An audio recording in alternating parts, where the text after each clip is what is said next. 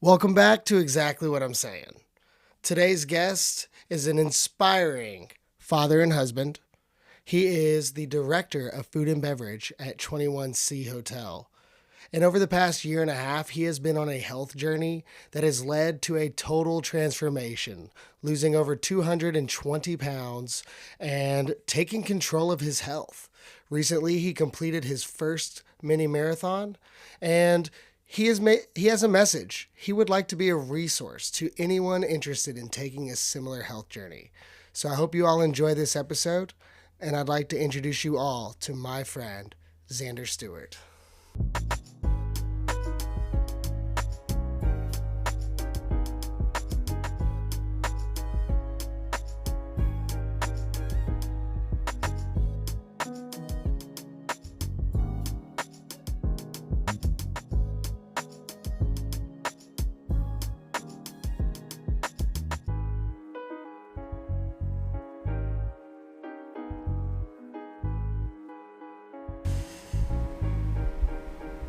Dude, this is so exciting. Yeah, it's gonna be great. Like, honestly, you have just been, like, super influential in my life. I Like, appreciate that, you man. know- I didn't know that. Yeah, like, oh, man. So, like,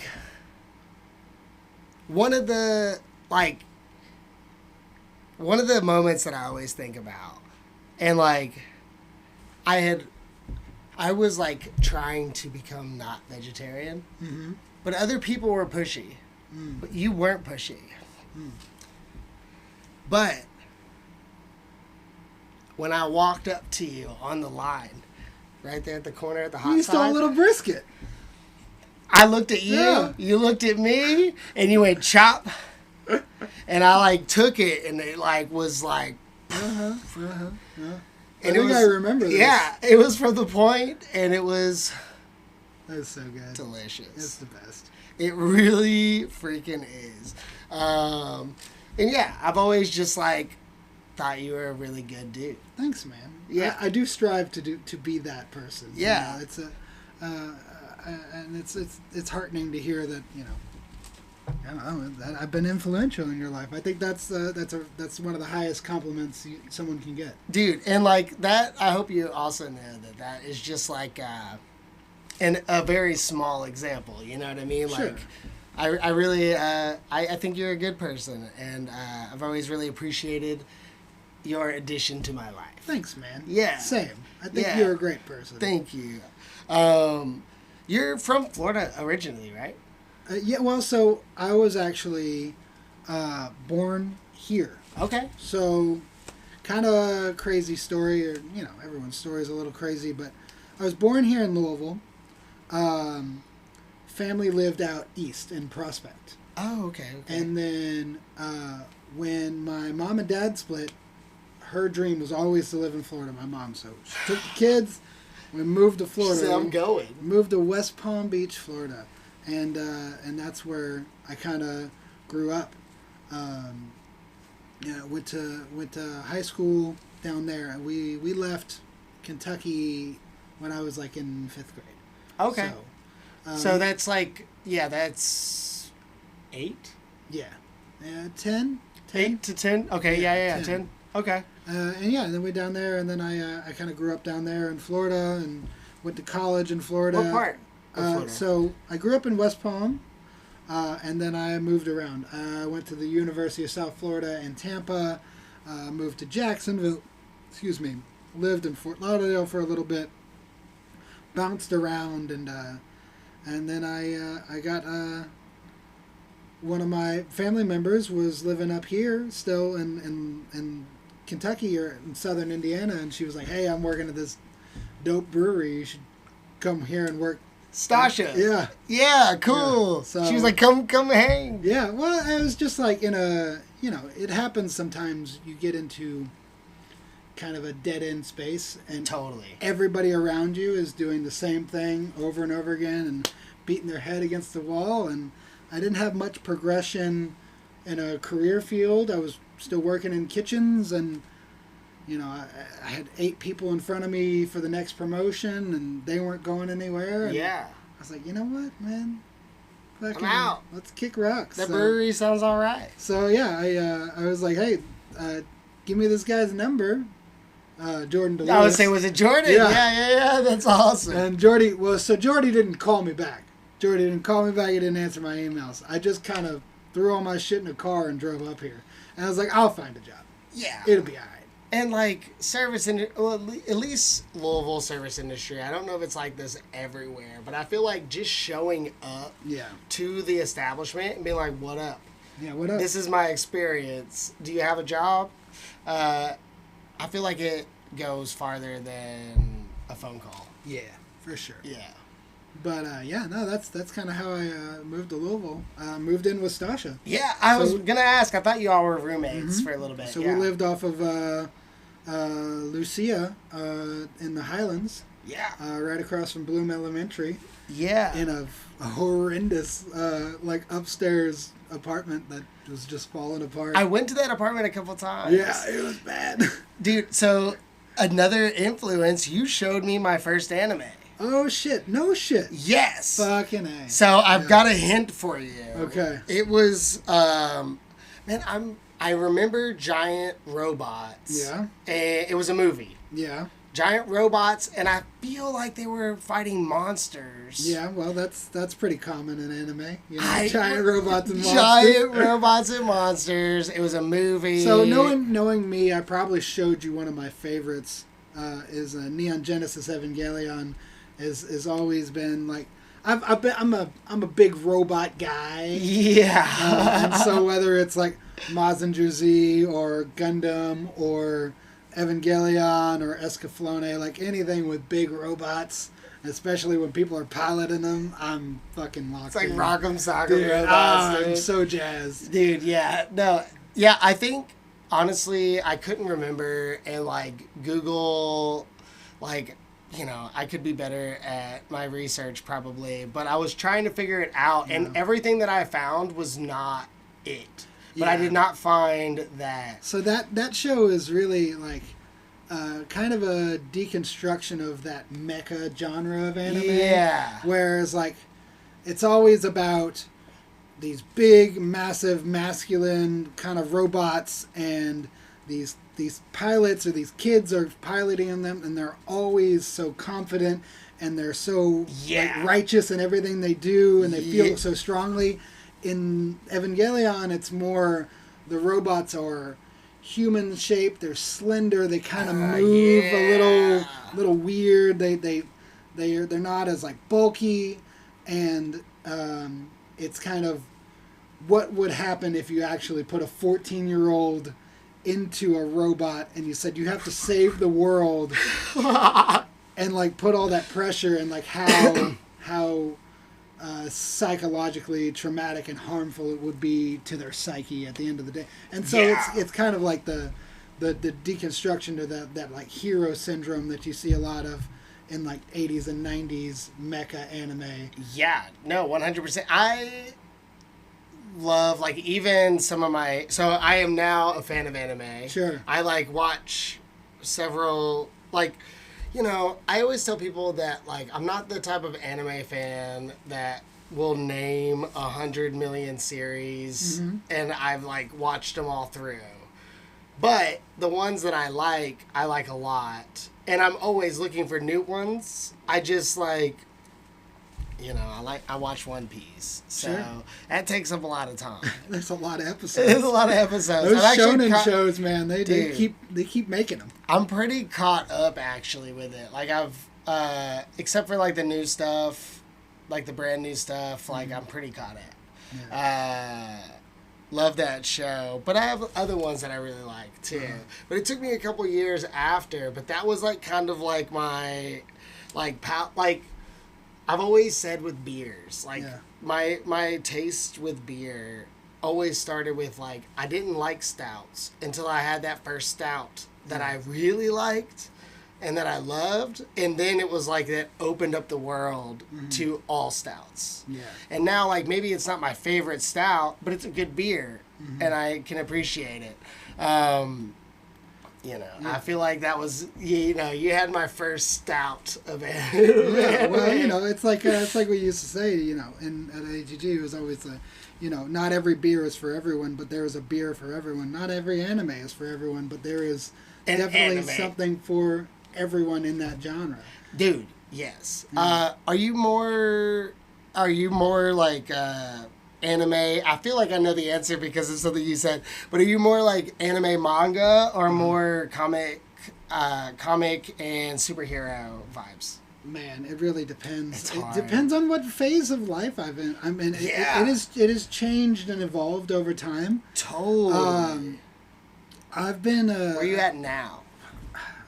right now. I have a young son, and we're getting started with Spider-Man. Okay. And he's really locked in on Spider-Man, and so we're doing comic books right now. But it's my personal, the amount of time I have to enjoy media, to consume media, is so small that, like, honestly, I haven't really, outside of reading books for work, I feel that. I haven't been able to do a whole lot. But I think the last thing I really got into was, like, getting cool, obscure trade paperbacks of, like, old Image comics that I really enjoyed. Cool. Yeah. No, that's awesome.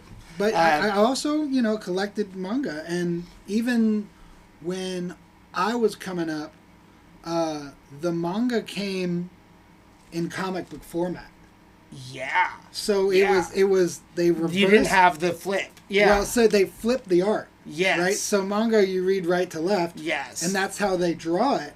But for American audiences, they flipped it. Like, they mirrored it. So it's and then they made it like 20, 30-page comic books instead of the big, thick mangas. Oh. And so it was the same size as an American-style comic book to kind of get it in people's hands. Yeah. That makes sense because it's like, you know, people are just like unintentionally closed-minded. You know, it just is different. You see the left or right and you're confused and you're like, why is it upside down? Yeah, the format's different. And so it's like, yeah, unless you know, like, you know, that it's like I both love and hate that kind of stuff. Like, I hate that we're having to dull down or, like, make more approachable for the white people, like, this Asian style of art. Yes, please.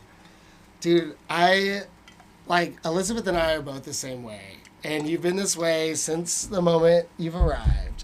But, like, so hospitable and helpful. What can I carry? And, like, we are both the same way. Like, we've practically bust the table for you by the time you get back. And we're not, like, salty about it. Yeah. You know, we're just, like, we could have waited until you got here and let you stack, but, like, why not? Like, we're just talking. Yeah. And I really appreciate that. Well, I think that, you know, and not to change the topic. Oh, you're fine. We were just talking about, you know, the Americanization of foreign media. Oh, yeah. But, like, I think that's changing. But to go back to what you're talking about, hospitality, for me, like, I've been in hospitality my whole working career, right? And I tell my staff this is, like, it's selfishly, it makes me feel good to take care of people. Yeah. Like, literally like, when people come into whatever restaurant I'm working at, whether I'm in the front of house or the back house or I'm in management or whatever, I get to be a part of people's best days, right? Yeah. People, you go out to eat for celebrations, first dates, you go out for weddings and rekindling and re-meeting and gathering your friends and family together over food and beverage. Yeah. And I get to be there on their best days and help them celebrate. And help them celebrate. I'm literally a part of any reason you come in. If it's a first date, if my service sucks or if I make things shitty, I could ruin the relationship right there. Yeah. Or I could enhance it and I could be a part of that love story. Totally. And like nourishing people, like literally nourishing people, feeding people, drinks, food, like it fills my cup up. Yeah, and at a fine dining place as like where you are now, that is a place that is almost like designed around celebration. Like Yeah. a lot, like it's a regular thing that people are coming in there for a special occasion or something to celebrate. Yeah, because That's really fun. It's not a cheap restaurant. No, yeah. It's a higher price point restaurant, and you know people. I also preach this all the time. Is like this isn't an everyday thing for people. Like Yeah. we are getting people who have saved up, who really are looking for something special outside of them. And every person that walks in the door, we got to make sure that we're giving them the best that we can. Yeah. No, that makes sense, dude. And I've never heard a bad thing about Proof. I'll name the place, Proof. I've been a fan. Like, we've eaten there a couple times over the history of our relationship, which we just, well, technically, it's not tomorrow. It is Saturday, the 30th. 7 years together, Elizabeth and I. Man, It's freaking wild. that's awesome.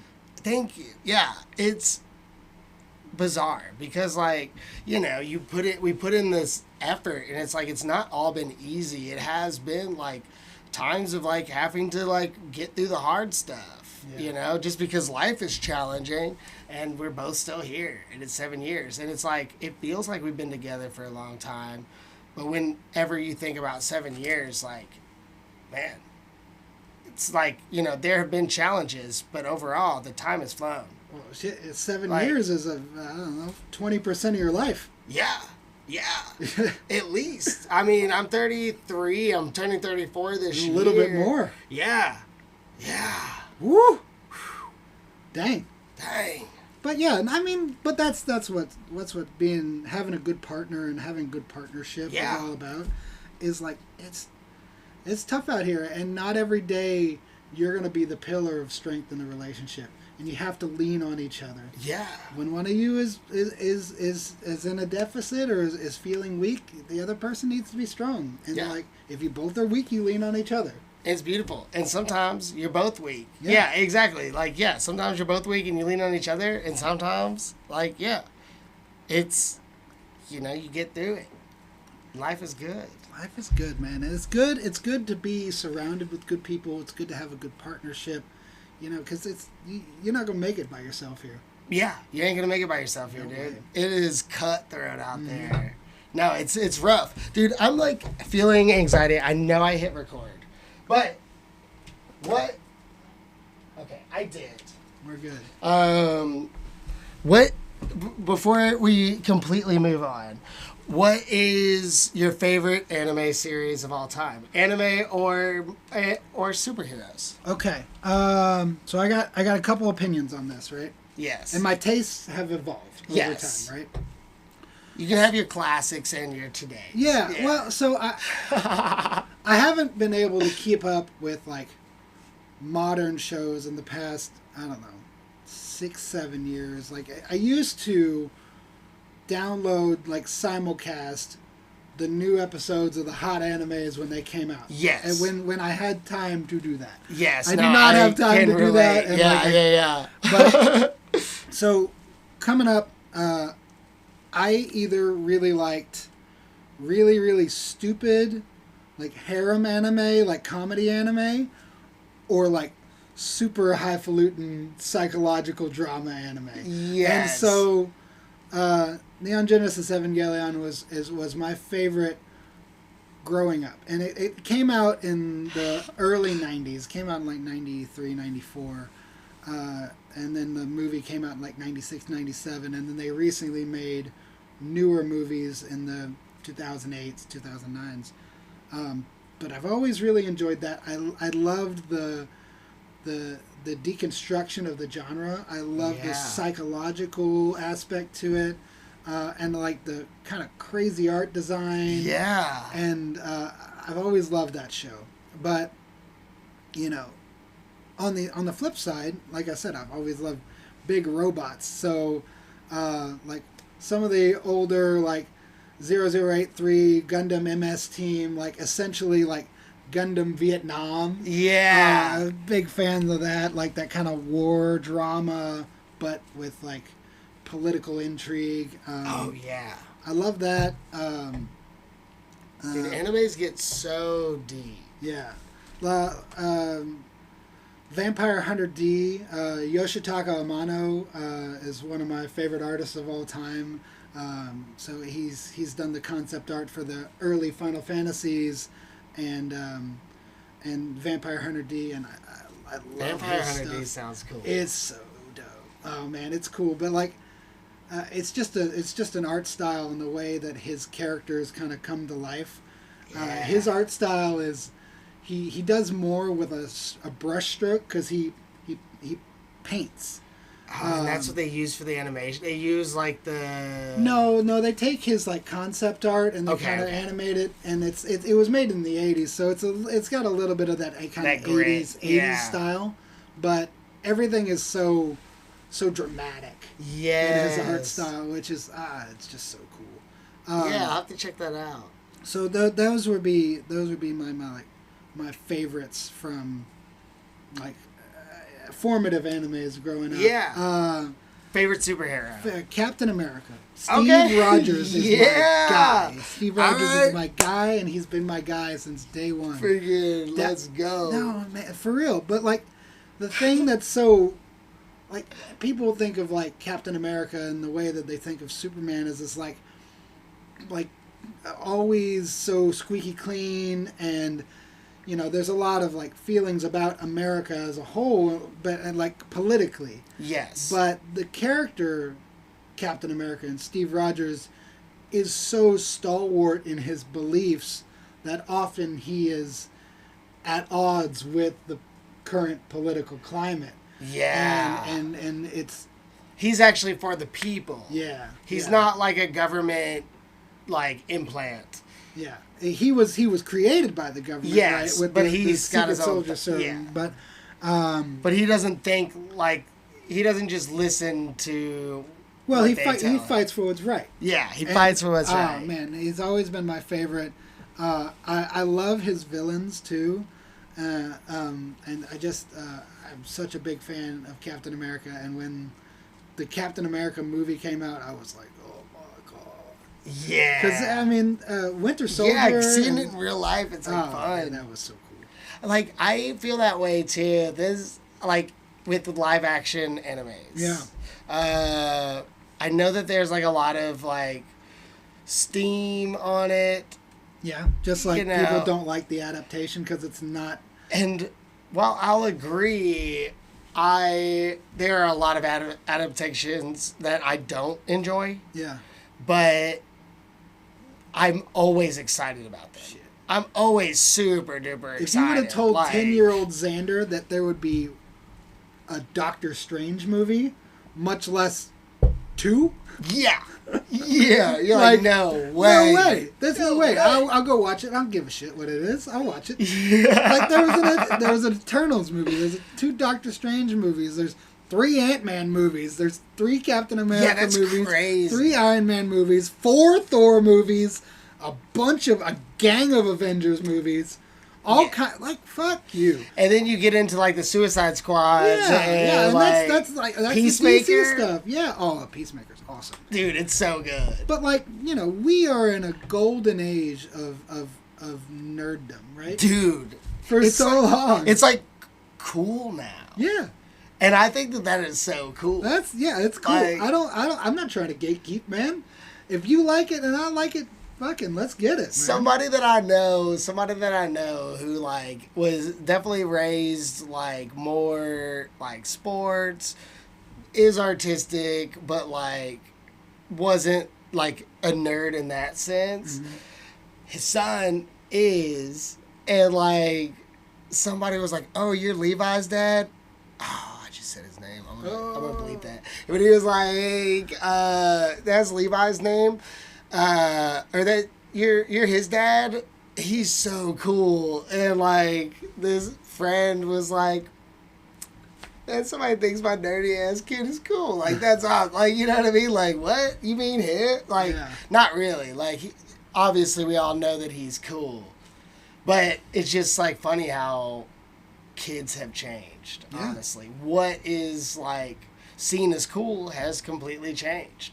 Yeah, but for the better, dude. Yeah, well, it's just as we progress, you know, as humans, and you know, things adjust, and what was cool in the 50s is probably not cool in the 70s, and the counterculture, totally, it flips back and forth, right? Totally. Yeah. No, I love it. Yeah, and I've really enjoyed anime. I just have to say, devil's advocate here. Get your son on One Piece, and then he can be watching. He can be watching while you're not around, and then when you're around, you can catch what's going on. By the time he's 15, he'll be all the way caught up. Yeah, maybe we'll see. And they are slowing down, so that might actually be a possibility. No, so I gotta. I think the next thing I gotta get him on is Star Wars. I gotta figure out how to introduce that and what order I want to do that in.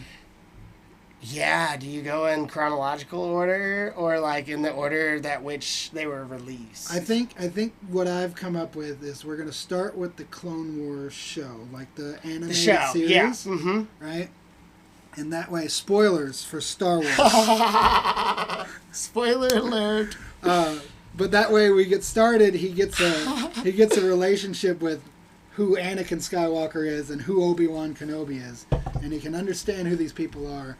And then we'll stop it at a certain point, and then we'll watch Episode 4, A New Hope. Okay. And then so he'll see Luke Skywalker and be like, "Oh, Skywalker, I know that guy. Oh, that's his son. Okay, weird. What happened to Anakin?"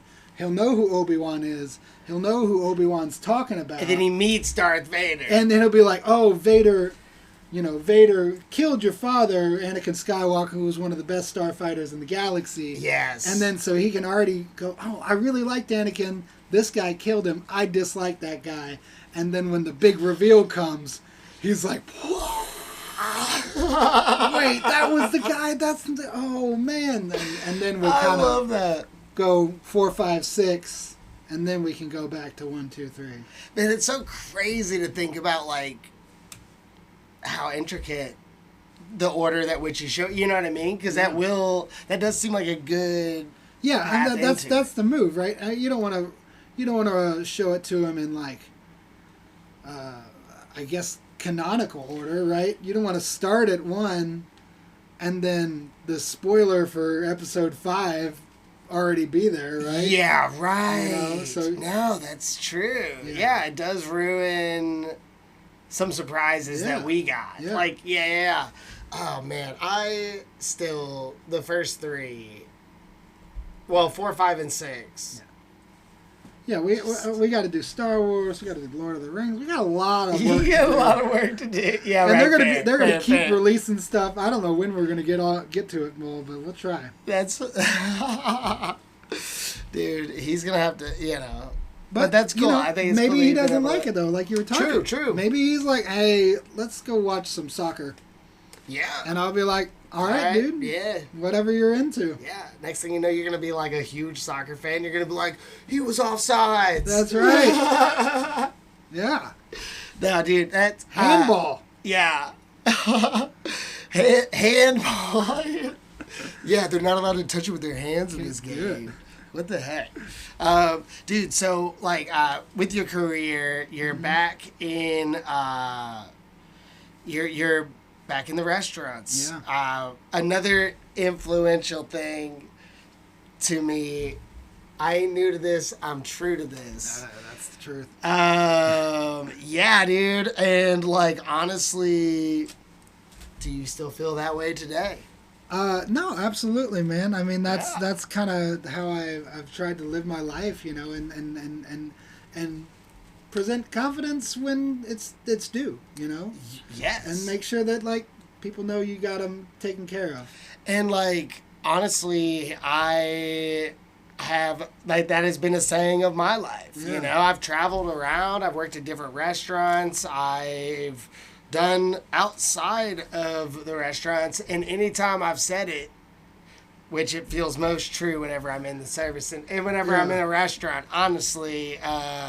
But I always feel like I'm being true to myself. This is a part of me. Yeah. Oh, you're complimenting my work ethic. Mm-hmm. I was asked in the wind turbine industry, how the fact that I didn't come from this at all, how I was able to be so efficient in that industry, and I attested it all to like working in a restaurant. Dude. I'm like, dude, you want to solve some problems?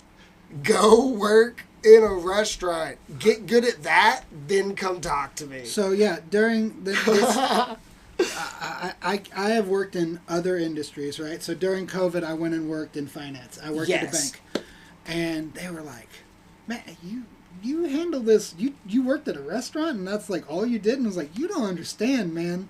When you work in a restaurant, you are managing your own money. You're managing your own customer base. You're managing your own product." You touch every single line item, every single part of your job. You're physically a part of.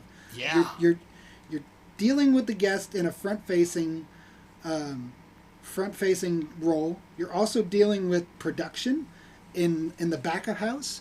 You're dealing with ordering. You're dealing with daily shortages or changes and having to shift. What are we gonna do? Like we're out of garbanzo beans. We can't make more hummus. Yeah. What are we gonna do instead? And you got to think on your feet, and you got to be agile, and so that translates to I love it. Problem solving. Madness. in every other industry. You know, it's just like we're busy. There's like. Busy at a bank is there's like 5 people waiting in the lobby, and people are like, "Oh no, what are we gonna do?" It's like, "We'll get to them when we get to them. Let's just do what we gotta do now, and we'll knock it out." Dude, like, don't freak out. It's just a little baby rush. Ain't nothing. Just get through it. There's just some tickets on the rails. Sell them checks, my boy. Let's go. Drop it. So Drop it. I think that like. Obviously, this is not a new thing, but like I think everyone should put some time in at a restaurant. Oh yeah, and just I've heard that a lot recently. Really feel it and understand what it's like to be in a not a servant role, but to take care of people, but also hospitality role. To be able to have the shoe be on the other foot when we're going out, how to treat people with respect. Dude, so like my biggest thing is what you said, treat people with respect. The reason why I think that everyone should work a hospitality role is so that they can learn empathy. Like, so people are so not empathetic. And it's like, really, as a person who I've always thought that I could like dull down the empathy a little bit. Like, sometimes I'm, like, too sad. You're feeling it too much. I'm feeling it for this other person, and I'm like, Zach, calm down. You know? Like, it's okay to, like, not feel bad for a second for this. You know, but, and that would be compassion, right? You know, so I've been working on that. But people are so just, like, they cannot see themselves in someone else's shoes. And that's the hard part. That's the only hard part. I honestly love taking care of people and giving them a good time. You know, people get, like, there is a difference between, like, what is acceptable and what you can do when it comes to that. And it's, like, fun. Yeah. Like, I enjoy it. I enjoy, like, giving people a really good time, blowing their minds. Agreed. Like, I want to give somebody something, like as a bartender, like, I always... Okay, so anime. There's a show called Bartender, Glass of God. Have you heard of it? No. Okay. It's going to sound super cheesy whenever I explain it, but basically, speakeasy in Japan, boss is looking for a bartender. It's a new place. He tells the recruiters to find someone who can make the glass of God. They're like, I've never heard of this.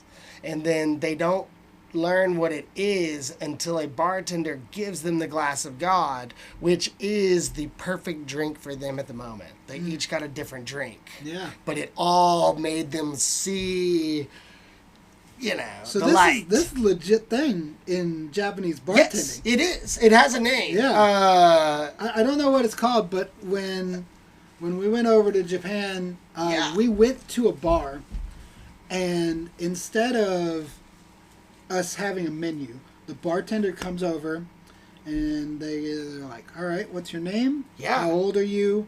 What's your blood type? Yeah, whoa. Yeah, well, so blood type is like their, like a horoscope almost. Okay. They have horoscopes, but like blood type is reminder to check my blood type before I go drinking in Japan. It's a personality marker for them. If, like people with A negative blood types tend to not like more acidic. Yeah, they lean towards a certain personality. Yeah. And then they take that information and then they go, here's what you're having.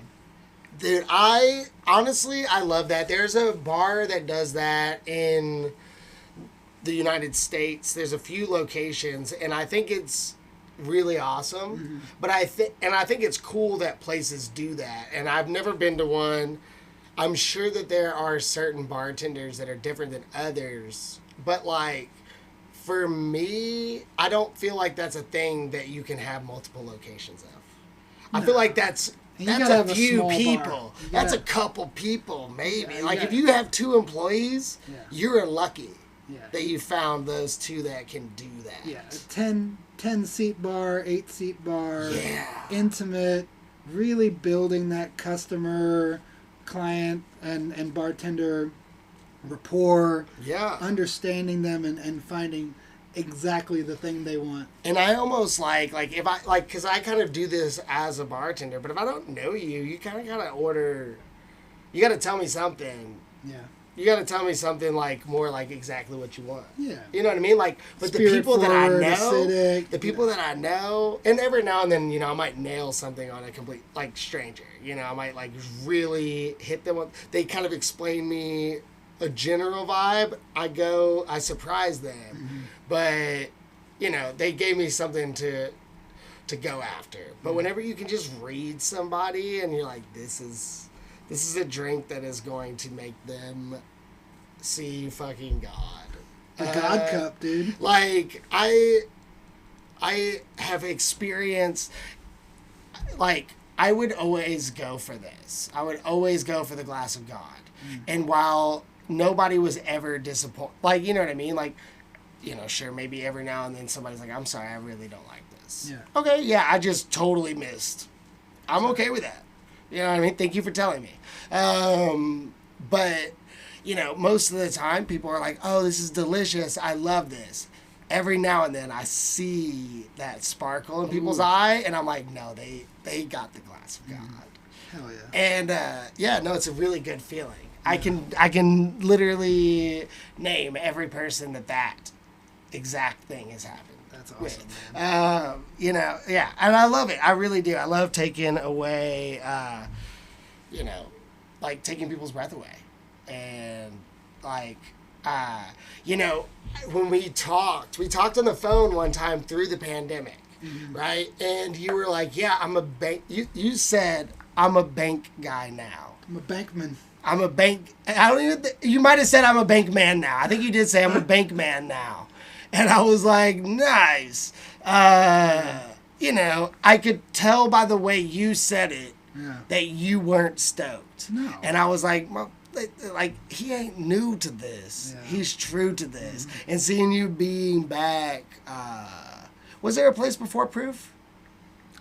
So I kind of moonlighted at a couple places. As a manager, or? Briefly, I helped run a brewery out in Middletown. Oh, cool. But, that wasn't really a great fit for me. Sure. And then I got into the bank, and it was good as the hours were great, and obviously banking hours, you work in the day, it's Monday through Friday, you get bank holidays, there's good perks to the job, and there's good benefits. Yeah. But, going back to what I said earlier about being around people on their best day at the restaurant, when you're at the bank, it feels like you're on people's worst day, right? Always. People are pissed. They're coming to the bank. They got to take money out to spend it. Or they got to pay bills. Or they got to pay their mortgage or their car payment or something's their card wrong. Isn't working. Yeah, their card's broken. Yeah. So there's always something fucked up. Dude, I hate that. And they were just always, everyone was always so cranky. Yeah. And just it just wasn't my vibe. No. I like to have fun. The madness, when people are cranky at the restaurant, I'm always like, fuck yeah, Xander's in a terrible mood today. Let's go. Like, let's like kill some shit. Yeah. You know, let's crush it. Yeah. But like, yeah, working in the bank, it was a little bit of over corporatized. It was too restrained for me. Yeah. Right? So like, you know, right now I'm more restrained than I was when we worked together. Sure. Because that was a rowdy time. It was a rowdy time for us all. A decade ago. Early 20s, you know, what can you do? Whew. Put a bunch of us in there in the same space. And there's beer? Yeah. An unlimited amount of beer. I need to make some beer cheese. Yeah. But yeah. It was. I mean, I'm more restrained, but I still, you know, can have a little bit of playfulness. Yeah. My candor and silliness wasn't often appreciated in the bank industry. I can see that. I imagine like a lot of like you make a joke that is a complete banger, and people just like look at you like a deer in the headlights. Oh, dude, one of my favorite things to do. I worked at PNC. And I would answer the phone, Penisy Bank, like, Penisy? And I was, oh God, it was so funny to me, and literally nobody else thought it was funny. Did they know what you were doing? I don't know, maybe. Yeah, that is hilarious, dude. Bankers, man. Yeah, bankers. A bankman. Yeah, you're way better suited for. Yeah, I'm better suited for restaurants and the hospitality industry. Dude, you know. Not that I was a bad banker. I crushed it. I bet. I was there to take care of people, but what ended up happening with the last straw of banking, because I moved from being a teller lead, so I got hired on as the lead teller, and I was just supervising all the tellers, all the people that give you money and take payments and stuff. Yeah. And I moved to being a personal banker. And one of the metrics that they judge you on, how good you're doing your job, is how many credit cards you sell. And they call it selling credit cards. So, just so you know, out there in the world, when you go to the bank and you give someone your ID and your credit card, your whole life comes up. Your address, your bank account, your average balance, you know, any money you owe, literally everything. That's crazy. So when I'm looking at someone's profile and I'm like, oh, okay, they got $200 in their account and they average around $250, $300 rotating balance. Yeah. And then a pop-up comes up and it's like, this person is eligible for a $1,000 credit card.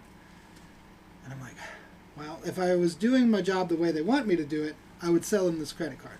But what I know is going to happen is I'm going to give them this credit card. They're going to max it out all the way.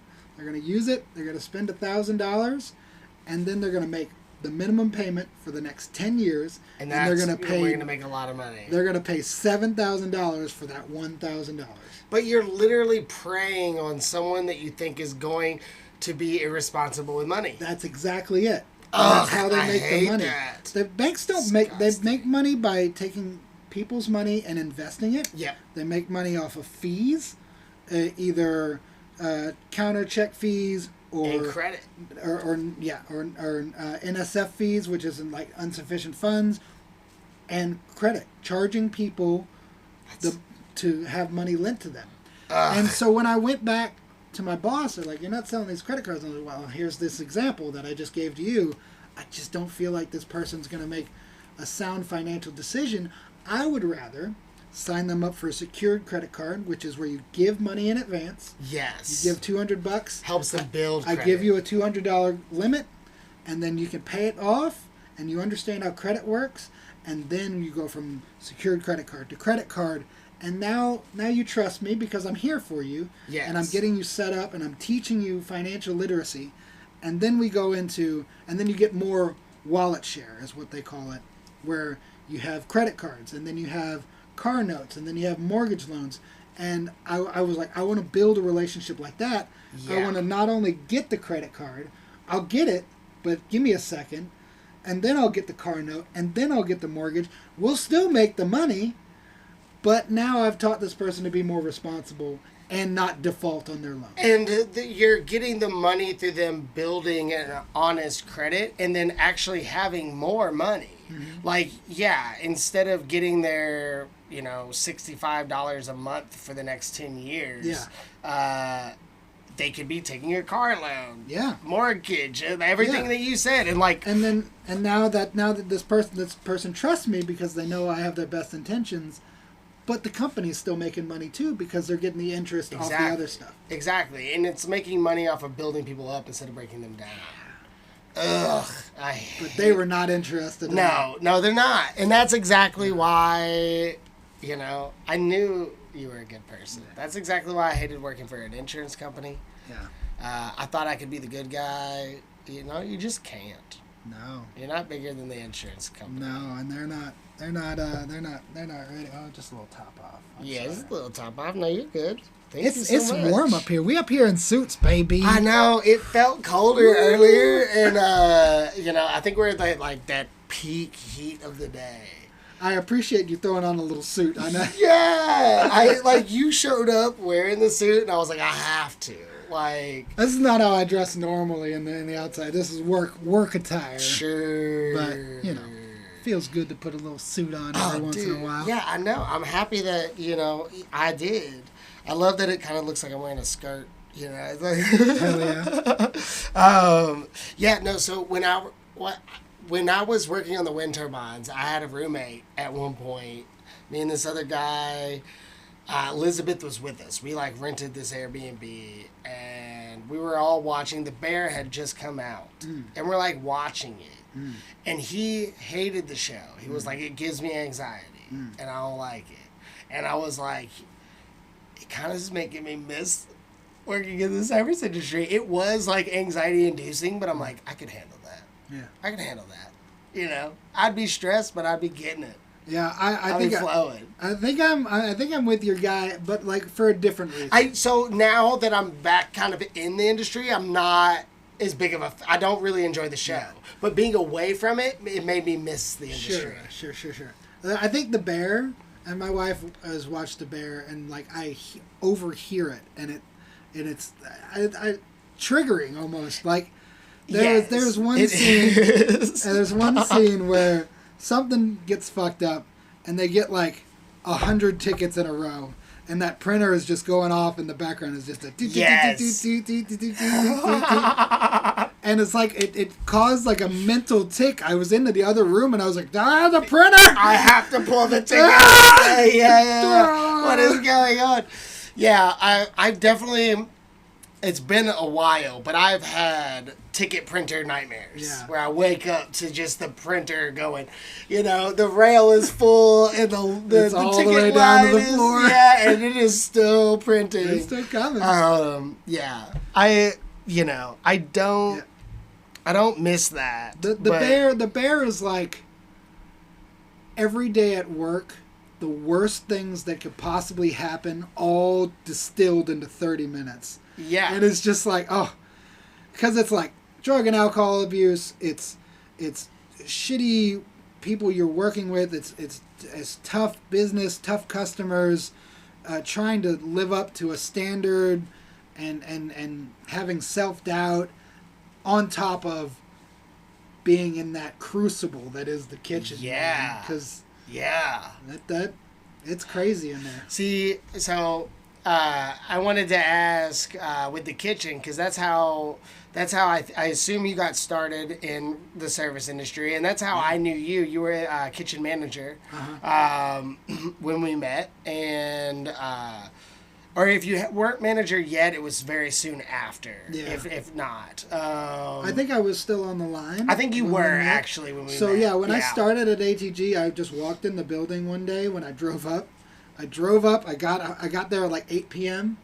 and walked in the building, said hi to my cousin, and then walked back into the back, talked to Jordy, said I need a job. He said I need a dishwasher. I was like, all right, whatever. He put you on dish? Yeah. No! So I started as a dishwasher, and then very soon he was like, oh, never mind, you know what the fuck you're doing, get up here. Yeah, very soon. yeah, I went from that to working the line, and then, being a manager, and then the sous chef, and then and then moving to the front after.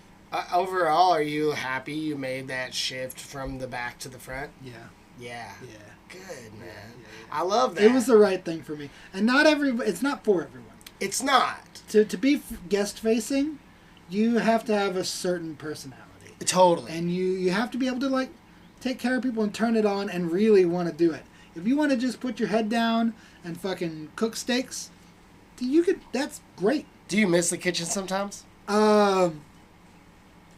Occasionally at work, something will happen and they'll be in the weeds back there, and I'll go back there, and like some of the guys maybe don't know that I'm about it. Yeah. You know? Yeah. So I take off the jacket and roll the sleeves. I'm like, yeah, let me. Oh, you hop in there. Do you hop in on expo side or? No, I'll hop in on the grill, baby. Anywhere. Yeah, let's go. Give me them steaks, like, brother. That's medium. That's medium rare. Let's go. Let's get it, Oos. Sell it. Look, get that thing resting.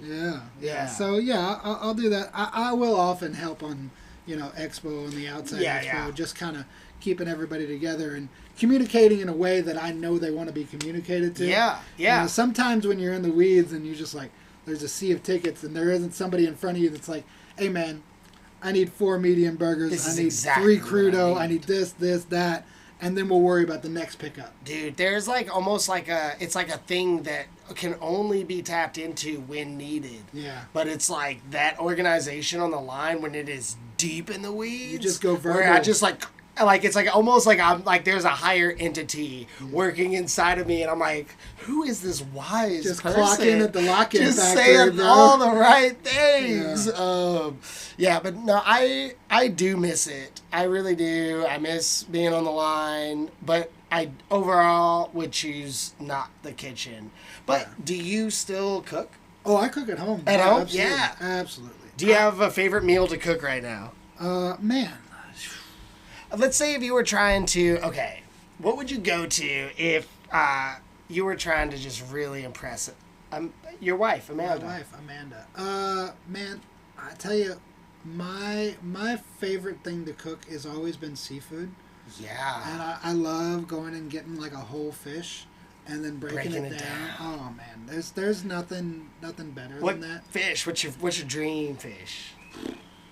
Man, it really depends on the mood, right? Because there's a little white flaky, there's a little oily, there's that's facts. I love a sea bug, so I love a little scallop. Okay, I love a little lobster. I love me some shrimp, some oysters, and mussels. Yeah, I love seafood. Seafood is one of my favorite things to cook. If you would have asked me this 10 years ago, I would have been like, yeah, steak. Sure. But my tastes have changed. Yeah. And I think I am okay with a little more nuance in my flavor. And I love a good steak. Yeah. But I try to change things up, and I love me some seafood as well. A tuna steak. Oh yeah. Is like people don't understand. Marinated seared tuna. Bitch. Let's go. Get out of here. The way it flakes off, it almost in like perfect bite-sized meaty pieces. Like people who say they don't like seafood, I'm like, let me make you a tuna steak. Sure. Let me make you something. It's good. Yeah. No. No, I love that. So do you cook a lot at home? I cook at home. I mean, so the past year and a half, I've been kind of on a different dietary journey. Yes. So, I wanted to get into that. But so like I cook for my family, but I'm often eating something different. Oh, really? Okay. Yeah, with my dietary restrictions. Yeah. So that is one of the things that I wanted to ask. I know that you made a post at the year anniversary of making this decision. Yeah. You had lost 210 pounds, and that's amazing. And do you want to talk about that process? Sure. Yeah, I'd love to. I mean, yeah. I think along with everything else in my life, I feel like this is an important part of talking about my journey, so people don't feel it's over stigmatized. Yeah. Because I've had success, And I would love for anybody else to have success if they feel like they want to go on a health journey. Yeah, I saw that you had offered, like in that post specifically, you said that anyone wanting to go on a similar journey, uh, uh, like you wanted to be a resource for them. Absolutely. And I know that you also like mentioned in the post that like the amount of weight that you lost and the speed that you lost it could be seen as like a bad thing to do as an unhealthy journey, but you were in constant communication with all your doctors and like kind of what like I'm sure that there are like too many things that you were doing in your life. I know that you quit drinking, you quit binge drinking, you changed your diet, exercise. Yeah. I'll lay it all out. Well, so I wanted to ask, like, was there a part that was what was the most mentally challenging part of this transition, of this like life change? Was getting started. Just the beginning. Just getting started.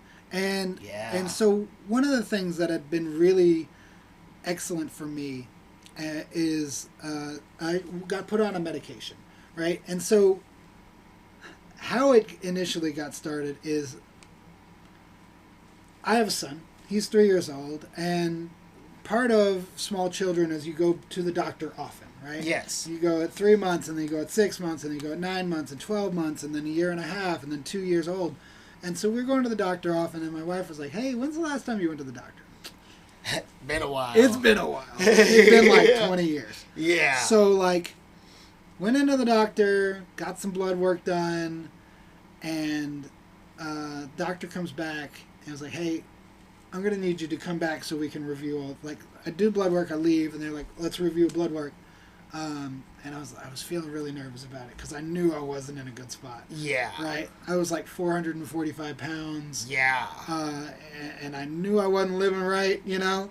You just didn't want to, it's like hard to hear. And so I asked my wife to come with me to that doctor's appointment. I was like, hey, can you just be here for support? Like, I know that I don't know what he's going to tell me. The doctor's going to say some crazy stuff. Well, so the doctor comes back in and she's like, all right, well, so, pretty much everything you're doing, you need to stop.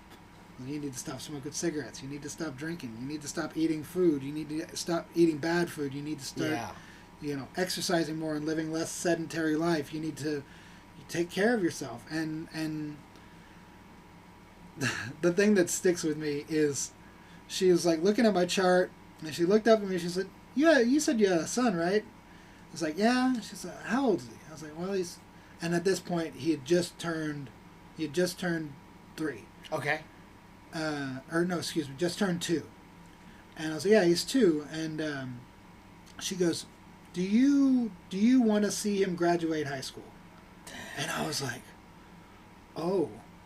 It's like that. Is it like that? It's like that. And she's like, yeah, it's like that. It's not great. She's like, if you keep going at the rate you're going, you're going to have massive heart attacks by the time you're 45 and die by the time you're 50. I was like, holy shit. Yo. Putting things into perspective. So I was like, all right, well, what do we got to do, doc? Like, yeah. Fucking hit me with this stuff. Yeah. And she's like, all right, here's what we're going to do. Get you on this medication, Zepbound, tirzepatide. It's a GLP-1 medication. It will help you with metabolizing fats, and it'll also help you with, like, hunger cravings. Yeah. So you can have less intake. Kind of curb your appetite in times whenever it's just filling space. Yeah. And so, that really helped with my appetite, but unexpectedly, that also helped with the urge to drink and the urge to smoke. It kind of dulls those, like, receptors, like that need to eat, or like I promise that this medication will be used in treatment for addicts in the future, because at that point, and maybe I still am, because I understand, like, when addicts speak about being an addict, you're never not an addict. Totally. Right? But at that point, I was full on addicted to sugar. I was addicted to like carbohydrates and simple sugars and super fatty, unhealthy processed foods. Yeah. And so that medication helped me stop doing that. And then she was like, "Here, we're going to go to a nutritionist. This is your diet. You got 1,400 calories a day." She's like, and that's not a lot. No. But 1,400 calories a day, here's what the nutritionist is going to do. And so we've made a plan, X amount of grams of calorie, or X amount of grams of carbohydrates, X amount of grams of protein and fats. Yeah. And like keep your proteins high for satiety and to maintain muscle mass. Yes. So that you're not going to be as hungry. You're not going to feel as malnourished. Yeah. Well, protein takes longer to digest. Yes. And so it keeps you full longer if you eat protein. Having the protein also prevents you from losing muscle mass. When you have a calorie deficit, you'll lose fat, but you'll also lose muscle. If right? you're not, so you wanted to keep the muscle but shed the fat. Yeah, that makes sense. And so what ended up happening is like I did all these things, and I was exercising more, and in that 210 pounds, it's up to 220 now. And that 220 that I lost. Congrats. 200 pounds of visceral fat and subcutaneous fat, and about 20 pounds of muscle. So you do still at that deficit, you will lose that muscle. But you're trying to keep it to the bare minimum. Keep as much as you can. Yeah, keep as much muscle as you can. Keep working out. And you are working. And lifting weights as well as doing cardiovascular. Because then you can convert some of that fat into muscle. Well, you just build the muscle. Oh, you just build the muscle. Yeah, okay, you maintain the muscle. You can't really build muscle at a calorie deficit. That makes sense, yeah. But maintain as much as you can. Maintaining muscle. And that helps with the sedentary, like getting moving, so that way it's like, you're used to it. Yeah. Getting started with working out is the hardest part too. And also your bone density. If you're not putting weight, and I like resistance bands. That's like my favorite way to work out at home. Yeah. If I'm not going to the gym and lifting heavy things, but resistance bands I can do at home. Yeah. And I've really enjoyed it. And that's so many different ways to use them. Yeah, for sure. And so that's what I did, man. I took the medication. I was on the regimen. I listened to my doctor and my team. I had a nutritionist. I had an exercise scientist, and I had a doctor. We talked about it. We came up with like the plan. I followed the plan. You track your calories. Number one thing. Everything you eat. Notoriously, humans are really bad at like how much they're eating or the amount of calories in something. Once you start tracking your calories, you're like, you're like, whoa, dude, I am massively overeating. Yeah. Or at least I was. Not everyone is in this, but But you're like, you see where you're at with the deficit. Yeah. You see what's like kind of normal. Yeah. And then you see where you're at. And like, honestly, I feel like, not to compare, but I feel like all of us, almost everyone, could make an adjustment. Absolutely. To be more healthy. To be more healthy. Yes, yes. It's I'm a strong believer in like whole foods and like eating like non-processed. Now that I'm like vegetables, but like vegetables and meat and cooking it from scratch and not eating this pre-processed stuff because it's formulated to be addictive sometimes. Dude, not always, but sometimes. So I recently talked to a dietitian because I'm type 1 diabetic. Yeah. So I just kind of wanted to talk to a dietitian just for general health. Like my blood sugars and everything are actually like some of the best that they've been, like I'm awesome. crushing. Yeah. I love that. I'm really doing great and like, I'm on an insulin pump now and a continuous blood sugar monitor. Yeah. And it's been like, I haven't pricked my fingers in months and it's amazing. But really what she told me was like the biggest adjustment that I need to make if I want an improvement, stop eating out. Yeah. Because like, I will eat fast food and like, just like, even if it's not fast, like, it might be delicious, but it just doesn't, unless you're going to really nice places that I can't afford, like, you're gonna, I can afford it every now and then, but I can't eat there every day, like, it can't be my regular restaurant. But like, she was like, you just gotta like try to limit eating out. Cause things are expensive And that makes me often go towards the cheapest, which is often the least healthy. Super processed food, and like it's meant to be super tasty and full of carbohydrates and fats, which our body MSG. craves, right? Yeah. But like, it's part of our evolution is carbohydrates and fats are like primary storage mechanisms for energy. Yeah. And so you store fat when you have an abundance of energy, and your body craves these things. And so when we're eating it, it hits those pleasure sensors, because the pleasure sensors evolved to prefer those because they were better for us when we had less food. Did you do anything like keto? So I guess you said high protein. You kind of maybe were not keto, but like kind of keto inspired. Kind of keto inspired. Like really dropped down my carbohydrates.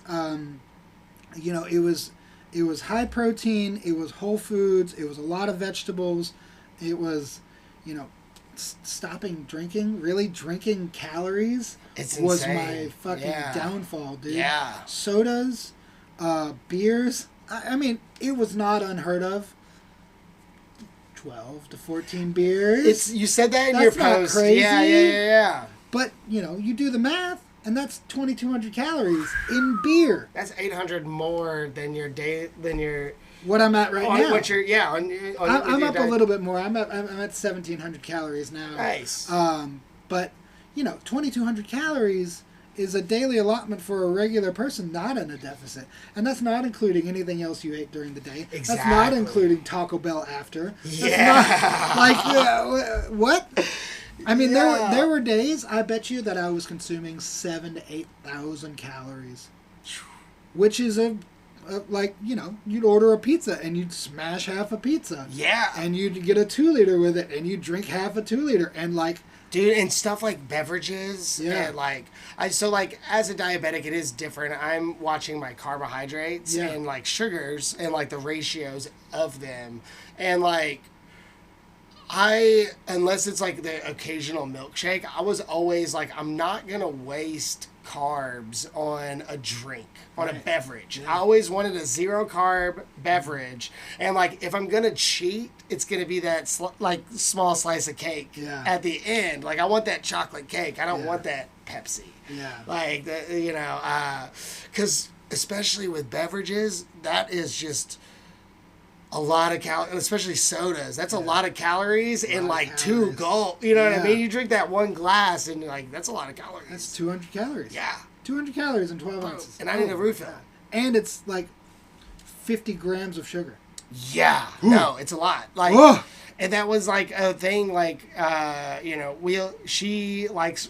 we get her like little mini root beers. Yeah. And like, I can crush one of those in 2 seconds and my blood sugar. If I ever have a low, like... Yeah, that's where you're at. Yeah, it's going to take care of it. I don't even have to crush the whole thing. My A1C went down. I was type 2 diabetic. I was at 11. Yeah. Oh, dang. 11, and now I'm at 2.7. Your A1C? Yeah. Oh, dude, so you're not even probably pre-diabetic. They don't even consider you any type of... 6 is pre-diabetic. Yes. So I was up there and like reversed it. Mine is 6 even right now. Fuck yeah. And I am diabetic, so I'm crushing it. You are killing it, man. Yeah, like my doctor was like, it can get better, but this for longevity of life, for everything, like, he was like, I am happy. Like, he was like, I could tell you to do something different, but then it'll probably throw you off. Yeah. So, like, I'm very happy. Because I was like, I think before I went on the pump, I was at like a 7 point. We kind of vary between us, like, anywhere in a 7.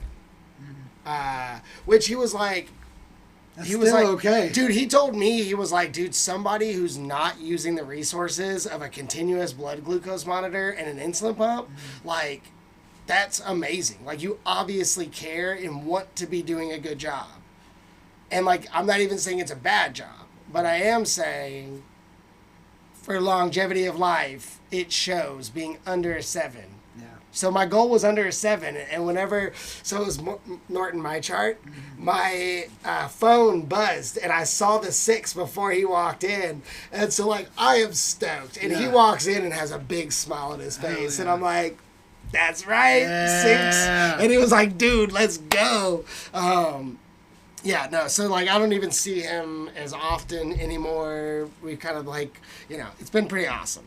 But so in your health journey, I saw you did your first 5K, and then that led into a mini marathon. Sure you did. just finished your mini marathon at a pretty dang good pace too, I thought. I was really stoked on it. I don't know averages for like the best mini marathons, but I like 8:34 minute miles. Under 2 hours is a milestone for people. Yeah. To reach, and I finished at like 154, which was dope. I was really hoping for under 2, but yeah, I just started running in September.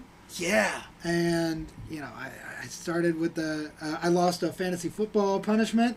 And so that was your punishment? Well, my punishment was run a 5K in January. Okay. And I was like, well, if I'm going to run this 5K, I better, have a good showing, because I'm not trying to, go out there and take an hour to run 3 miles. I'll feel real shitty about myself. Especially because like I had to do it shirtless in January.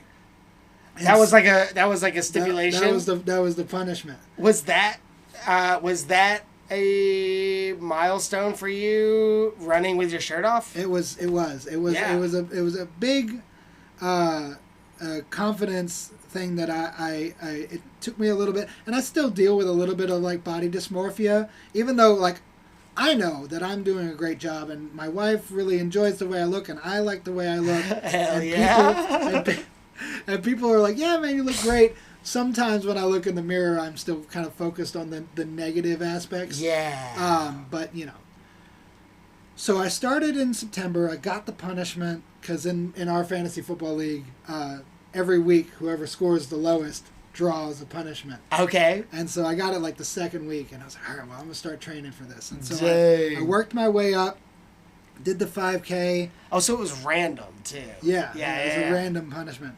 And so I did like a 4K in December, and then a 5K in January, and then a 4-miler in February, and it was like the Cherokee Triangle, like frozen Triple Crown or something. Oh, snap. And then I kind of rolled that into a race in March downtown, and then so it was a 5K, and then it was a 10K, then it was a 10-mile race.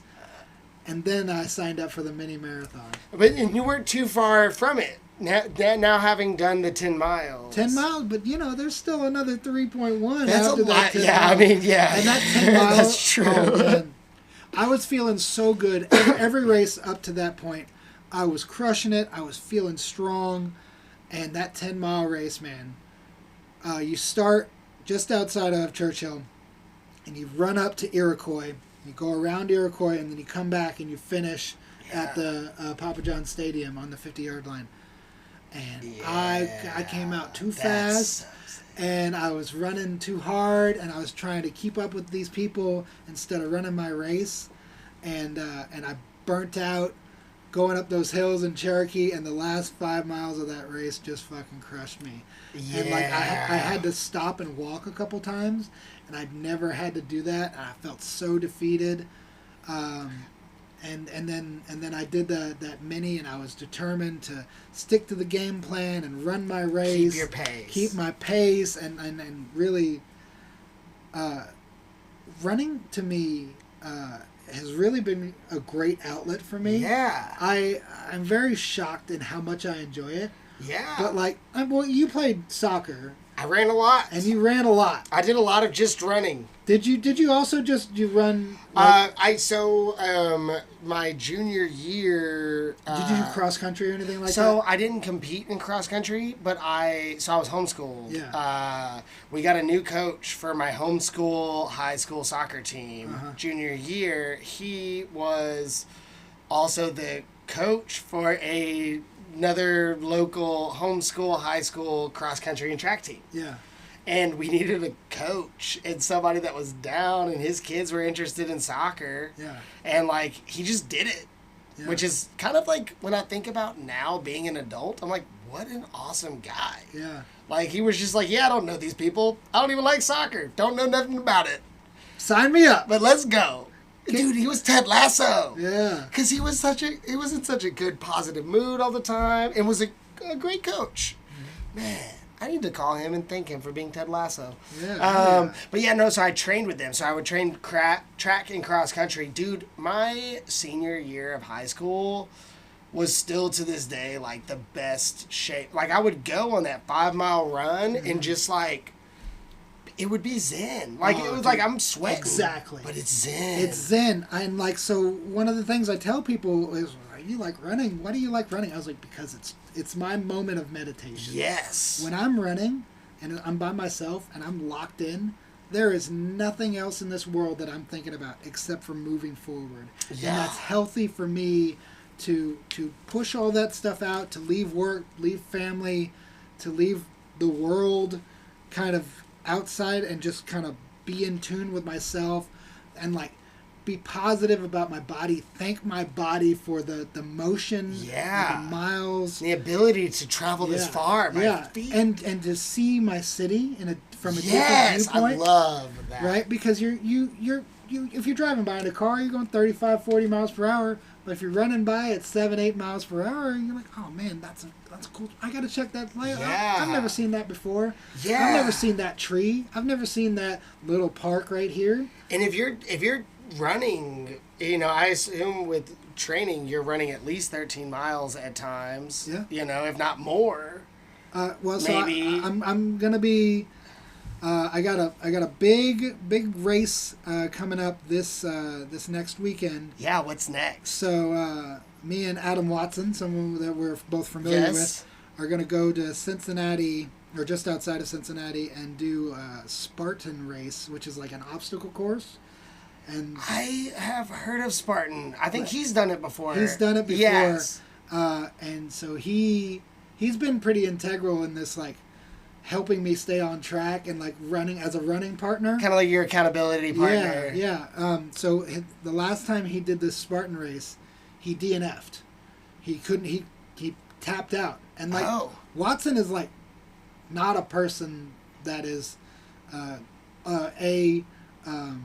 not fit. He's very fit. He's very active, but he's also not a person that gives up. Yeah. Which was shocking for me to hear. And he was like, "Man, I want to go back and do this." And I was like, "I'll fucking roll with you. Yeah. Let's do it." Yeah. And I was like, "We're gonna get this done." So we've really been training for it. So we're gonna love that. We're gonna do. You run up the mountain at Perfect North ski slopes, and so you run up, and it'll be half marathon up in the trails, running the mountain. Whoa. And then the next day we're gonna do a 10K and a 5K on the same day on the same tracks. So we're gonna do next day back to back, and it's like a trifecta where you do the half marathon, the 10K, which is 6.2, okay, and then the 5K, which is 3.1. Okay, honestly, I heard 10 miles the first time and was like, whew. Yeah, like 6 miles is still 6 miles, yeah. But you guys are gonna be sore that next day. Yeah, it's gonna be tough. It's gonna be tough, but it's gonna be good. I think we're gonna push each other to succeed, and I think it'll be a really cool bonding experience. Yeah, definitely. and to get there and do that, and then if all goes well with that, I might sign up for a full marathon in October. Cool. Yeah. So you don't see yourself, at least as of right now, going into like Ironman? No. Even like the Tough Mudder? No, it's the Spartan, I could see you doing the Tough Mudder. The Spartans like the Tough Mudder. Oh, it is? Yeah, okay. It's an obstacle course and stuff. Okay, so I think it's the same It's 13 company. miles up the mountain, but with obstacles throughout that entire... Oh, okay. Sick. Yeah. Oh, fun. So that'll be fun. That is going to be super fun. Barbed wire crawls. Yeah. And like jumping over walls. Getting electrocuted every now and then. Just a little baby. A little pitch. But yeah. No, so we're going to do that. Just running has been such a healthy outlet for me, not only physically, but mentally. Yeah. Right? But also I've had to balance it when you get into running these longer distances, especially training for half marathons and marathons, you got to run the distance, or you got to build that aerobic base. Yeah. And so you're going out and you're running for 2 hours, and it's a lot of time. And it's a lot of time, and it's a lot of time to be away from your partner with a small child. Totally. And so kind of trying to balance that with Amanda and Icarus. Shout out Amanda for being an awesome supportive partner. Let's go. I love you too, Amanda. Yeah. She's been an amazing partner, and I owe all of my my success, and not our success, right? Yeah. As a partnership, it's our successes, or my successes are our successes, her successes are our successes, and the challenges we face together. Couldn't have done it without her because she was that extra support. She took care of the stuff that you couldn't when you were going after these goals. And I'm sure you do the same for her. In times of whenever it's needed. Yeah. And it goes back to what we were talking about before. When one partner can't be the pillar, the other one has to be there, and when you can't, you got to help each other. Yeah. No, it's beautiful. Icarus is such a little stud. Dude, he's a character, man. I still love the photo of him like touching the trampoline, and his hair is like always stuck out to me. Well, he's got the ill mullet right now. Oh, yes. No, I saw that. What did you say? It wasn't business up front, party in the back, but I saw this. Yeah. What did you say? Oh, I don't remember. It was Icky in the front, Icarus in the front, Icky in the back. Yes, Icarus in the front, Icky in the back. Yeah. No, that is great. Yeah, no, he's awesome, man. So part of my journey, my health journey is because I'm a father and I want to be there for him. I love being a dad. I love being his dad. It's awesome. So whatever you can do to make that last as long as possible. Be there. I couldn't imagine trying to chase after him 200 pounds ago. I would not. He sprints everywhere. Yeah. One of the things, he said this to me recently. He looked at me. He was like, "Why do you walk?" And I was like, "What do you mean?" He's like, Why do you walk when you can just run? And I'm like, what do you mean? He's like, you'll get there faster if you run. I was like, man, you're not wrong. He's making some good solid points. Yeah. But through a child's eyes, it's like, what are these? Why don't they just run? It's so much quicker to get there. It's so much quicker to get there. Just run everywhere. Yeah. Like, what a great solution. But that's what he does, man. He's an arrow. Yeah. There's never a false step with him. It's always straight ahead. He's like 4 or 5. He's 3. He'll be 4. Oh, he's in 3 August. now. Yes. Okay. He's 3. He's turning 4 in August. August 31st. August 31st. So he's not a Leo. No, he's. I'm a Leo. I'm an August 16th. He's a Virgo, like his dad. Like his daddy. Yeah. So he was born 1 week after my dad and 1 week before me. Oh, that's awesome. So it goes dad, next week him, next week me. Is this like? Do you and your dad have this thing of like, we can keep this going, keep the Virgos going, son? I think my dad might actually be the one before, which I think is it would be a Leo. A Leo. Actually, I think he's a Leo. I think he's like a cusp Leo. He's like, we got to keep it. Yeah. Like it's got to be at least a cusp. Yeah. But yeah, no, it's fun. It's good. No, that's awesome, dude. And like, oh man, I know. Like, do you just feel more confident and just in general? Yeah, for sure. Yeah. I mean, every day, right? I feel really strongly about taking care of myself physically, and so the way that I dress at work or outside of work has changed, right? Yeah. And I've been able to kind of lean into that. And purchasing clothes has been easier too. Yeah. Like this suit, for example, lovely thrift shop pickup at the Goodwill. Dude. But I'm able Killer fine. I'm able to like get stuff and feel cool and kind of have like a different vibe, because when you're wearing 4X t-shirts, there's not a whole lot of cool stuff out there. Totally. And like that's like a part that I didn't even think about when you mentioned the thrifting, because I love thrifting. And hearing you like explain finding that love and like that door being open, I was just like, I'm stoked for you, because it's fun to like you find stuff like I love when people will compliment something of mine and they're like, where did you get it? And I say Goodwill, because then I can almost see their, dang, that means I can't go and buy it. Like, how am I gonna find it, you know? Yeah, you get out there, and I like shopping for myself now. I used to not. I used to buy everything online. Yeah. But like going to the store and trying stuff on is a really fun thing that I enjoy. Would you say that you can like feel your like sense of style starting to change now that they're like, there's all more the doors opportunity. are open? I think maybe I've always had an idea of like what I liked. Yeah. But I never had the opportunity to purchase that, because not a lot of fashion is made for people that are that large. Yeah, no. And it doesn't look as good. Totally. And like, well, I don't know. Maybe I want to take that back. But maybe it's a fashion is made for body types, a certain body type, and certain fashion looks better on different body types. And bigger body types, it reduces, I think, the likelihood that this is tailored exactly to your size. Yeah.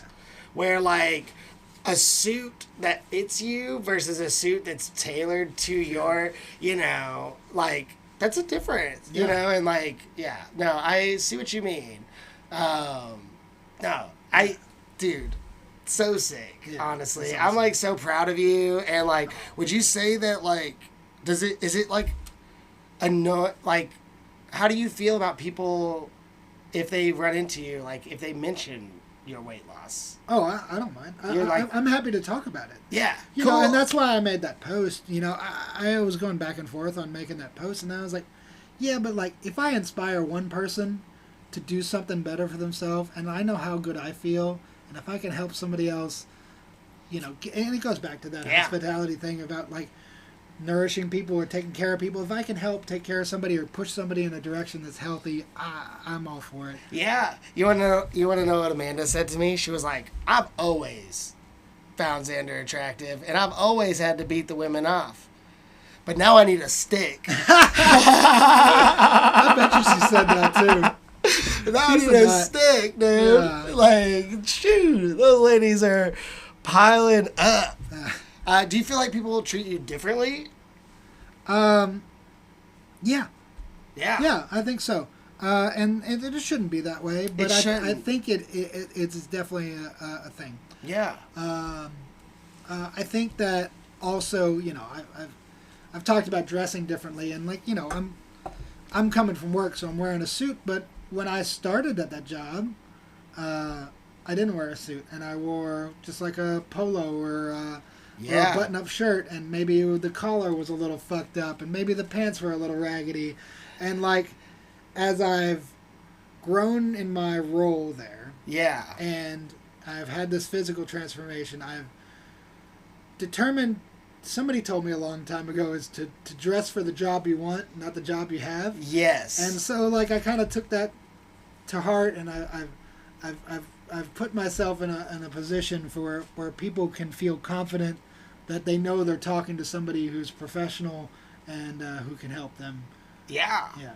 No, that's, and I'm super stoked for you that you're growing within this company as well. Yeah. And like, you seem like, it really did, I could hear it in your voice when you said you were a bankman.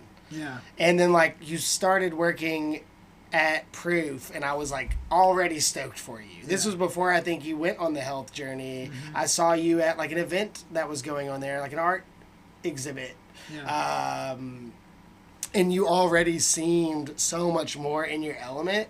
And like, it has been, you know, mostly from a distance, but like, I feel like I've just been seeing you thrive, and it's been really awesome to hear, dude, because I really appreciate it, man. Yeah. It has been awesome to be a part of, and it's been awesome to grow, and really, like, this season of my life has been a really great thing. Yeah. I did, before I move on to the next thing, I did want to ask, when you're running, do you, since you do kind of hit that meditative state, do you listen to anything? Or do you just have your thoughts? Depends. Okay. Depends. I, I go on two types of runs, and or I guess three types of runs. One is if I'm running with people. Okay. I usually won't put my headphones in unless it's a race and we're going for time. And Yeah. you know how it is when you're running. You're not really running against people. You're running against yourself. Yes. And you're running with people. And I love that camaraderie. So I never put my headphones in unless I'm really trying to get a good time and really You're focus locking in, yeah. or I'll listen to music if I need to zone out or I'm trying to go super fast. But there's a third run that I do like once a month where I don't go out with anything. I don't go out with a watch. Yeah. I don't go out with a heart rate monitor. I don't go out with headphones. Water, nothing. Nothing. You're And just, and light. I just go and I pay attention to me. Yeah. And I do what I like to call like a little systems check, where I start at the top of my body and I start at my head and I'm like, where's my head at? Where's my jaw at? Where are my shoulders? Am I moving my arms correctly? Am I leaning forward? How do my calves feel? How do my legs feel? How do my feet? Am I landing correctly?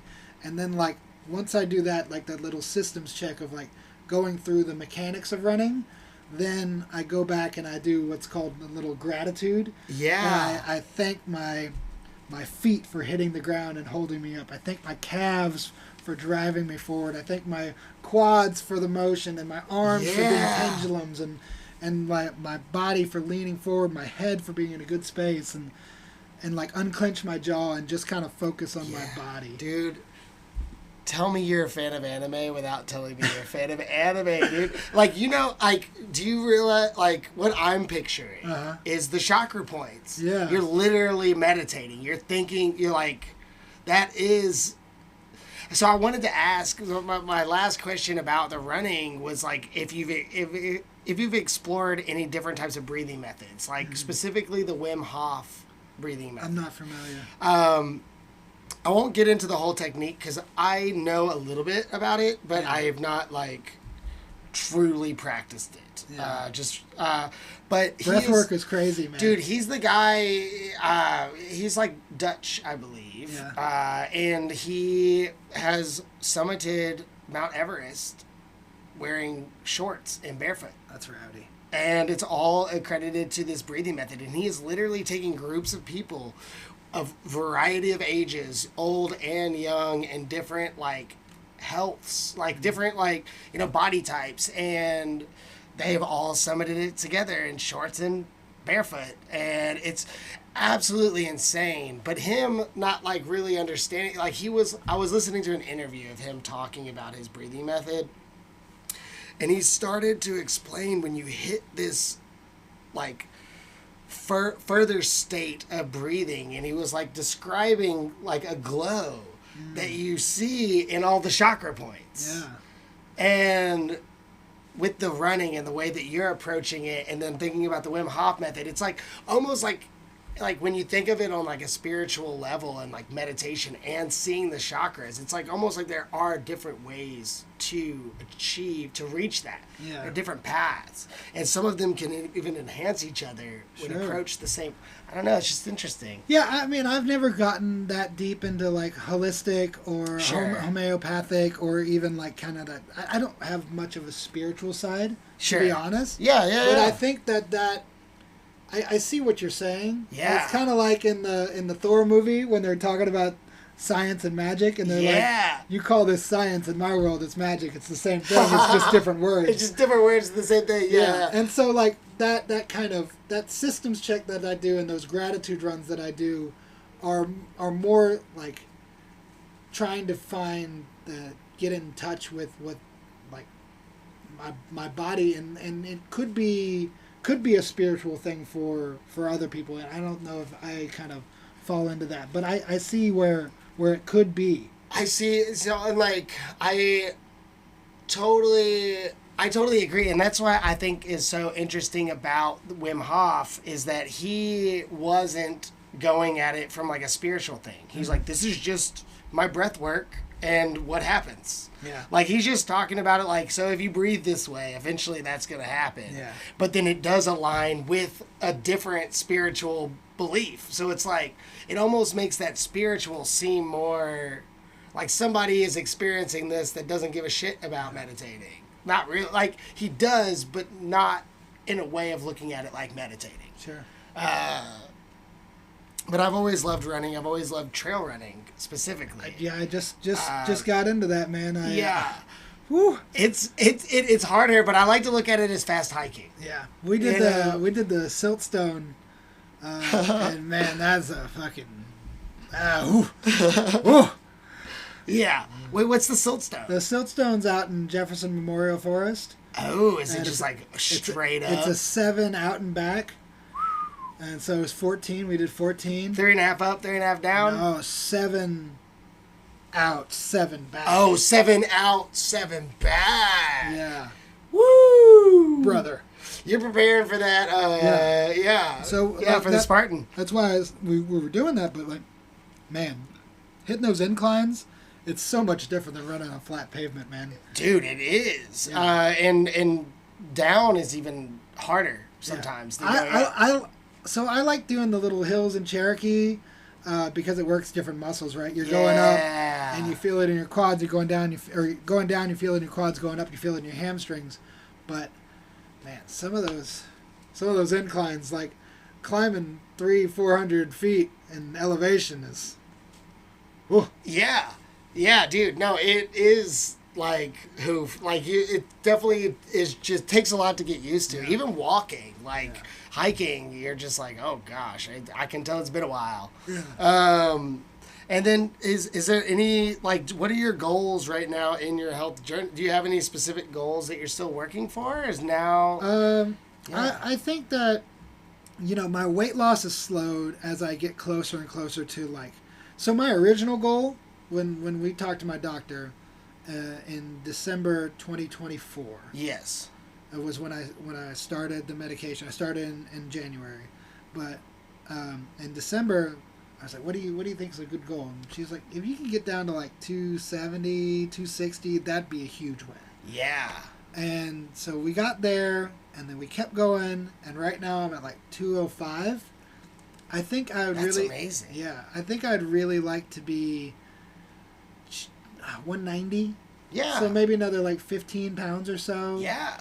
And then kind of adjust my diet and then work on growing a little bit more muscle. Yeah, that makes sense. And then maintaining, growing some of that muscle back that I lost, and then maintaining healthy eating habits. Yes. Yeah. And and I know that you said that you'll still have a drink at occasions, Yeah. and maybe allot yourself a little bit more cheats. Yeah.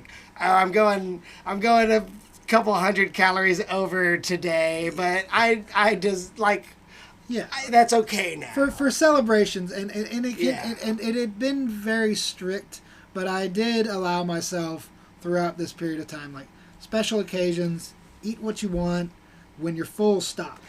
And that was one of the things that I struggled with, was binge eating, binge drinking, binge everything, really. Yeah. Binge cigarettes, chain smoking cigarettes back to back. But eating even though I wasn't hungry, and even eating even though I was full. Yes, and that's the big thing is that okay, when you're giving yourself that cheat night, it's a celebration. I'm gonna have a slice of cake, and I'm gonna have 5 beers. I'm not gonna have 13. I'm not gonna drink until I pass out. Yeah. Just because it's a cheat day doesn't mean I have to make horrible still having some discipline. Yeah, have some discipline, enjoy life. 'Cause Yeah.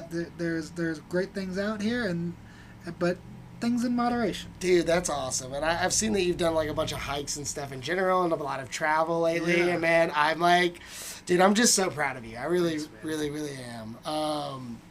If anyone, this is my last question, but if anyone out there listening feels stuck, and feels like they can't make that move or that transition, is there anything that you want to say?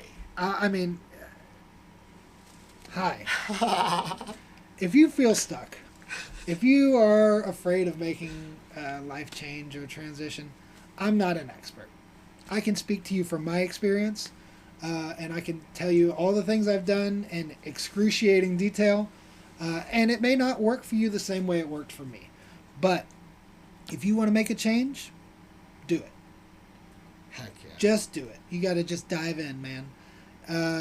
Sometimes the anticipation is worse than the actual task. So, Yeah. do what's right by yourself and your family and your friends, and do the thing that keeps you around longer. Yeah. We love you. We love you. That was beautiful. That is Yeah. beautiful. Man, I mean that, though. I really do. And if you want to reach out to me, I don't know who you are, even if we don't know, we haven't met, and you feel like you want to reach out, I'm here as a resource. reach out. Message me. We'll get you connected either way. Yeah. No, that's beautiful, dude. I love that. Well, yeah, man, this has been a blast. I don't have anything else. Did you have anything that you wanted to talk about? Where You are we can at say- on time? you can say no. I feel like it's been great just This hanging has out been with great. you. Yeah. And I think we checked all the Dude, boxes. I am like so stoked. This is why I created this, Yeah. was so that I could have an excuse to hang out with people like you that I miss, that I want to see, that I want to celebrate. And I really appreciate you taking the time, because you are very busy with a 3-year-old and training and pretty important job, you know. Jobs. Like, well, you know, Just important, it's pretty a job. awesome job. Yeah. Yeah, it's a you job. know, you be working. I do be working. That is true. Dude, thank you so much, and this was really a blast. Peace.